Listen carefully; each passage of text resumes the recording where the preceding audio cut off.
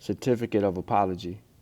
Many historians have believed that the ratification was delayed because of British doubt of Ashanti's renunciation of Elmina, and that it was not until after the Ashantians celebrated Certificate of Apology, dated the 19th of August 1871, had been received that the treaty was ratified.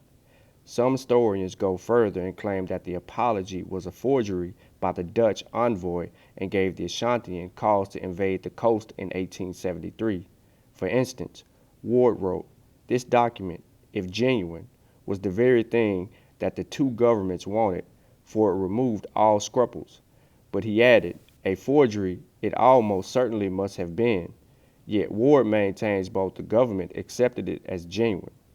The apology did not seem to be, as Claridge calls it, an extraordinary document, written by Plain, that the Dutch envoy. In it, the Ashantian claimed that he had been misinterpreted, that the money from the Dutch was wages of salary and not tribute, and that the 9,000 was paid to ensure friendship and goodwill, but not for purchasing the said Elmina Castle or fort.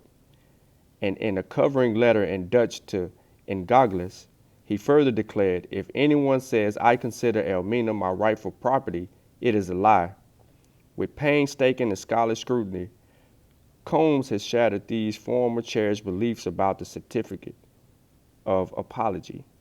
He shows that the British had become convinced of Ashanti's renunciation 5 months before the apology, and that though the apology was received at the end of August, it was not until the 6 months later that the treaty was ratified.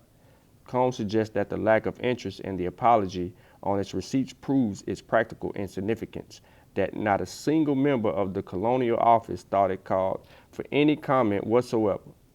Thus, the apology was not as important in the signing of ratification of the treaty as historians have claimed. I endorse Combs' conclusion that this document, like the so-called Bond of 1844, would seem to have played a part in Gold Coast historiography that is out of all proportion to its actual importance. Combs also claims that the apology can be proved to be genuine. He says that it was written by the Ashantian with the deliberate aim of deceiving the Dutch and thereby collecting an outstanding tribute of 320 for the purchase of ammunition and arms desperately needed for the war that he was actively preparing.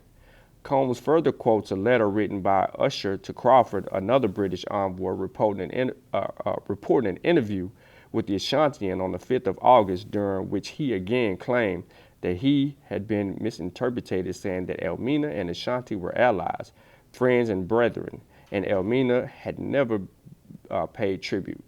He added that he disagreed with the cession of the fort to the English because of the present to him by the Dutch and not because of the tribute by the right of conquest.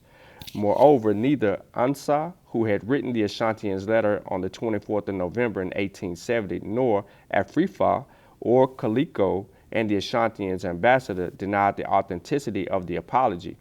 The Ashantians did not show any surprise or anger when, in December 1871, Canoe read the Dutch governor's letter acknowledging receipt of the apology to him. It seems clear, therefore, from the facts and the circumstantial evidence that the apology was indeed genuine. It is true, as Ellis and Claridge point out, that the Ashantian still claimed his right to Elmina shortly afterwards in a letter written to the British government. But this was surely because, since he had no claims to make on the British, he had no reason to dissimulate his intentions. There is no doubt that the Dutch refusal to pay the outstanding 320 was one of the factors that made the Ashanti invasion of the coast inevitably, for the Ashantian's original plan when he sent the apology had misfired.